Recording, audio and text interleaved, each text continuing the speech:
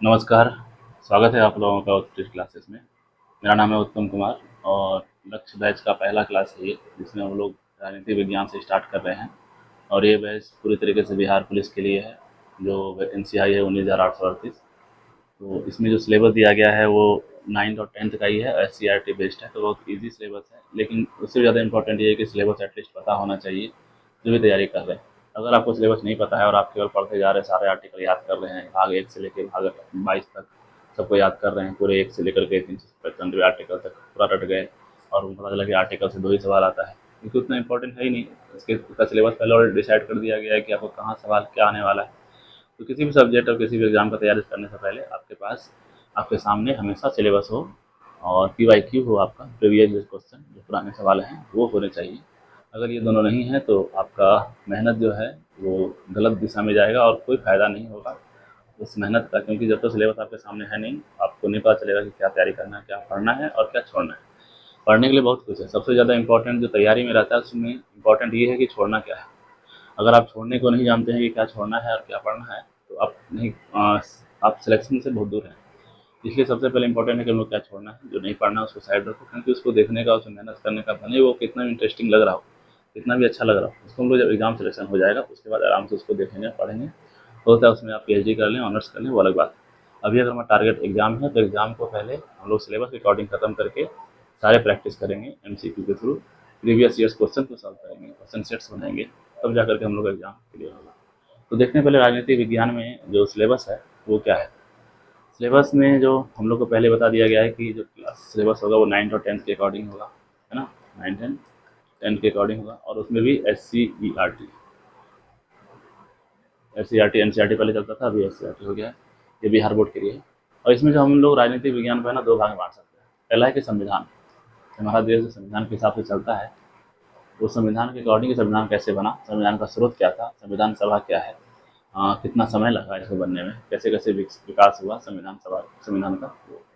उसके बाद है अगला लोकतंत्र, कि लोकतंत्र चीज़ क्या है, क्यों ज़रूरी है, इसकी चुनौतियाँ क्या हैं, ये सही क्यों है, ये लोकतंत्र व्यवस्था ही बेटर क्यों है, ये सब के बारे में। ठीक है, ये दो तरीके हो गए, संविधान और लोकतंत्र। तो जो भी हम लोग का 6 यूनिट है, 6 चैप्टर है हमारा क्लास 9 में और 5 चैप्टर है क्लास 10 में, तो टोटल मिला के 11 चैप्टर है। और 11 चैप्टर में जो है लोकतंत्र संविधान ये दोनों मिला के दिया गया, एक साथ नहीं दिया गया। जैसे 2 चैप्टर हम लोग पढ़ेंगे लोकतंत्र, उसके बाद फिर संविधान। तो हम लोग क्लास के अकॉर्डिंग नहीं पढ़ेंगे, हम लोग अपना तैयारी के अकॉर्डिंग पढ़ेंगे। तो हम लोग क्या करेंगे, पहले सारा संविधान वाला पोर्सन खत्म कर लेंगे, उसका सारा लोकतंत्र वाला पोर्सन खत्म करेंगे। तो संविधान हम लोग क्या क्या पढ़ेंगे, संविधान सभा का गठन और संविधान कैसे बना 1773 से एक्ट से लेकर के 1935 एक्ट तक, ये सब पढ़ेंगे। एक बार हम सिलेबस देख लेते हैं कि सिलेबस दिया क्या आखिरकार। जैसे पहला इकाई हम लोग पढ़ेंगे 9th क्लास का ना, तो उसमें दिया गया समकालीन विश्व में लोकतंत्र। लोकतंत्र समकालीन विश्व में मतलब कि हमारे जिस समय हम लोग भारत में लोकतंत्र स्थापित हो रहा था उस समय पे पूरे विश्व में क्या था। जैसे हम लोग देख सकते हैं पहला ये कि लोकतंत्र पृष्ठभूमि, लोकतंत्र की पृष्ठभूमि, और पृष्ठभूमि मतलब होता है पीछे कि उसका बैकग्राउंड क्या रहा, कैसे लोकतंत्र आया अस्तित्व में और क्यों लोकतंत्र को ही चुना गया, ये सब बारे में। फिर लोकतंत्र के विस्तार के विभिन्न चरण, क्या क्या उसके स्टेजेस थे, कितना क्रांति करना पड़ा, कितना बलिदान देना पड़ा, ये सब के बारे में। उसके बाद है वैश्विक लोकतंत्र की परिकल्पना। अगर मान लो कि वैश्विक स्तर पर यानी कि इंटरनेशनल लेवल पर, जैसे UNO है या फिर हम लोग देखते हैं ये वर्ल्ड बैंक, IMF, ये सब क्या है इंटरनेशनल लेवल मार्केट पर है। अगर इसमें लोकतंत्र की स्थापना हो जाए तो कितना सही है और कितना क्या फ़ायदा है, क्या नुकसान है, क्या चुनौतियाँ हैं उसके बारे में। ये हमारा पहला इकाई, ये बहुत छोटा सा इकाई है, इसको हम लोग तुरंत खत्म कर लेंगे। इसके बाद आता है हमारा दूसरा इकाई, दूसरा चैप्टर, वो है हमारा लोकतंत्र क्या है और लोकतंत्र क्यों है। अच्छा सही से दिख नहीं रहा है, इसको बस सॉल्व करें।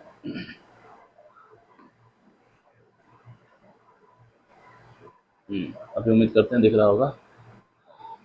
हाँ, मीडिया में यस। तो लोकतंत्र क्या है और लोकतंत्र क्यों है। तो लोकतंत्र क्या है उसको पहले समझेंगे, लोकतंत्र होता क्या चीज़ है और क्यों जरूरी है लोकतंत्र। उसके बाद देखेंगे लोकतंत्र की विशेषताएं, कैसे जानेंगे कि लोकतंत्र ही है, लोकतंत्र के नाम पे कुछ और तो नहीं है, लोकतंत्र में क्या क्या होने चाहिए। ये तो लोकतंत्र क्यों है, लोकतंत्र के अलावा हम लोग के पास और कोई ऑप्शन नहीं था क्या, इसको देखना है कि लोकतंत्र है तो क्यों है। उसके बाद लोकतंत्र के गुणों की चर्चा, लोकतंत्र के गुण क्या क्या हैं, कैसे पहचाने लोकतंत्र है क्यों। पक्ष और विपक्ष में तर्क, पक्ष क्या होता है, विपक्ष क्या होता है, इसमें तर्क से जानना। सर्वोत्तम शासन के रूप में लोकतंत्र, क्या हमारे पास कोई और ऑप्शन नहीं है, लोकतंत्र के अलावा इतने सारे शासन करने के तरीके हैं, लोकतंत्र को ही क्यों चुना गया, क्या वजह है, इसके बारे में। उसके बाद लोकतंत्र का व्यापक अर्थ, लोकतंत्र का मतलब क्या है, ये हमारा दूसरा इकाई है। दो इकाई हमारा लोकतंत्र का हो गया। तीसरा जो इकाई है वो हमारा संसाधन के बारे में, सॉरी संविधान के बारे में। तीसरा इकाई संविधान के बारे में बताता है। संविधान में अब देखो जैसे कि संविधान का अर्थ क्या होता है। संविधान अगर कोई बोला गया है तो संविधान मतलब क्या है, संविधान के निर्माण की आवश्यकता क्यों पड़ा, भारतीय संविधान के निर्माण की प्रक्रिया क्या रही, कहाँ से अस्तित्व में आया कि भारत में संविधान होना चाहिए, और क्या क्या किस स्टेज से हम लोग गुजरे हैं, जैसे अंग्रेजों के समय से क्या प्रभाव पड़ा, उसके एक्ट का उसके अधिनियम पर क्या प्रभाव पड़ा हमारे संविधान में, इस सब के बारे में जानकारी।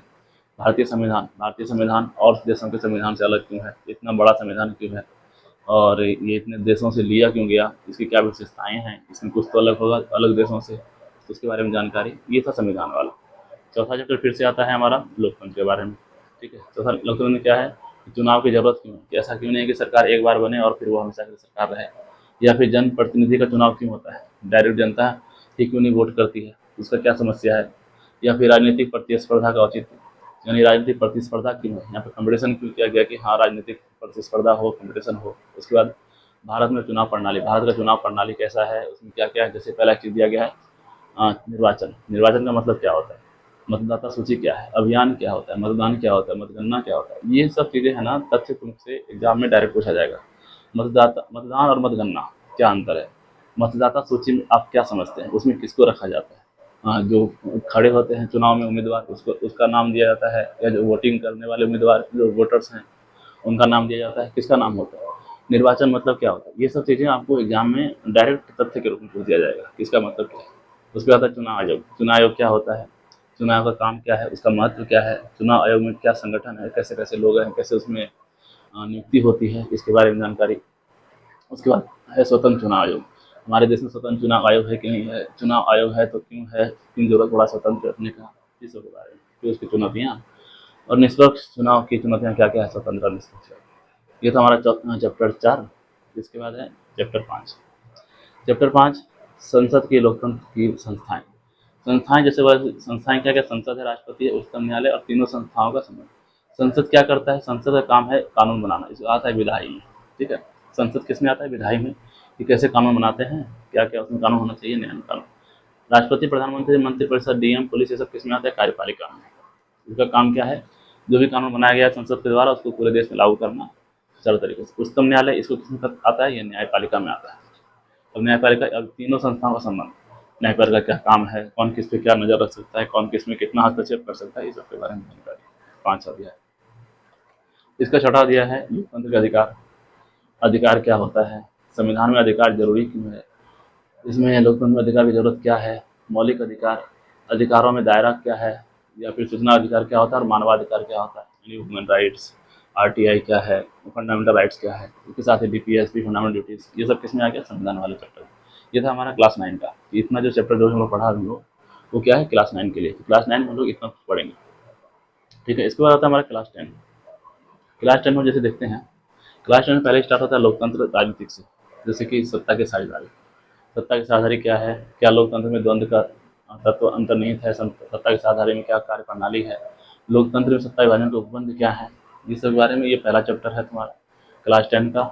अगला चैप्टर आता है हमारा क्लास 10 में, वो है संघात्मक शासन व्यवस्था।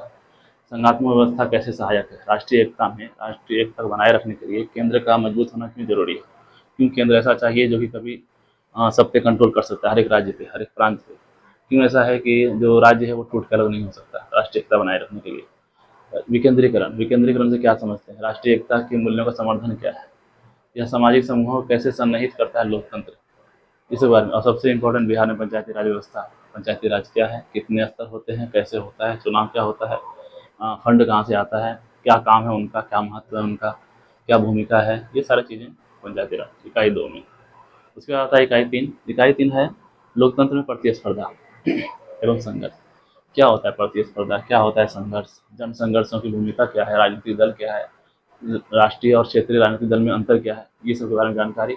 उसके बाद प्रतिस्पर्धा का लोकतंत्र सशक्तिकरण, राष्ट्रीय विकास में योगदान, योगदान क्या क्या है, ये सब के बारे में जानकारी हम लोग लेंगे। और हम लोग पहले बता चुके हैं कि हम लोग चैप्टर वाइज नहीं पढ़ेंगे, कैटेगरी वाइज पढ़ेंगे, संविधान वाले को एक साथ रखेंगे और लोकतंत्र वाले को एक साथ रखेंगे। ये आपका सिलेबस है, आप लोग चाहें तो नोट करके रख सकते हैं और बिल्कुल अपने सामने रखें, पता हो कि हम लोग कौन सा इकाई पढ़ने वाले हैं, कौन सा चैप्टर है, और कौन कौन मार्क करते जाएँ कि कौन सा टॉपिक हो गया, कौन सा टॉपिक रह गया है, हमको जो कवर करना है अभी या क्लास में नहीं हुआ उसको याद दिलाना है सर को कि हाँ ये नहीं हुआ है, या अगर सर नहीं पढ़ाए हैं या क्लास में नहीं हुआ है तो गूगल पर सर्च करना है, किताब में ढूंढना है कि ये टॉपिक रह गया था, ये सब बारे में जानकारी। जैसे ये चौथा है कि उपलब्धियाँ, उत्तरदायी व शासन, आर्थिक संवाद, विषमता, सामंजस्य, ये सब क्या है, सफलता के कारक तत्व, भारतीय लोकतंत्र का सफल होने का वजह क्या है, अभी तक एक बार भी तख्ता पलट वगैरह नहीं हुआ, इसका क्या वजह रहा है, ये सारी चीज़ें। फिर अंतिम चैप्टर है क्लास 10 का, लोकतंत्र की चुनौतियाँ, इसमें क्या क्या चैलेंजेस हैं, क्या है जो हम लोग सुधार सकते हैं, क्या है अभी गड़बड़ चल रहा है, और उसमें सबसे ज़्यादा इंपॉर्टेंट क्या चीज़ है, ये सब के बारे में कि बिहार में लोकतंत्र की जड़ें कितनी गहरी हैं, कब से लोकतंत्र चल रहा है बिहार में, अंग्रेजों के आने के बाद से ही लोकतंत्र है या उससे पहले से भी था, इस सब के बारे में जानकारी हम लोग लेंगे राजनीतिक विज्ञान में। तो ये था केवल राजनीतिक विज्ञान का सिलेबस। और हम लोग जो स्टार्ट करने वाले हैं संविधान का स्टार्ट करने वाले हैं। संविधान में हम लोग स्टार्ट करेंगे संवैधानिक विकास, कि कब से संविधान विकास हुआ, है ना। पहला चैप्टर 1773 रेगुलेटिंग एक्ट से लेकर के 1935 तक। तो नेक्स्ट वीडियो वो आ जाएगा कि संवैधानिक विकास कैसे कैसे हुआ, 1773 का क्या प्रभाव पड़ा है, 84 में क्या था, 1813 में, 1813 में क्या है, 33 में क्या है, 1935 इतना इंपॉर्टेंट क्यों है संविधान के लिए, इस सब के बारे में हम लोग देखेंगे नेक्स्ट वीडियो में। तो मिलते हैं नेक्स्ट वीडियो में, तब तक के लिए धन्यवाद।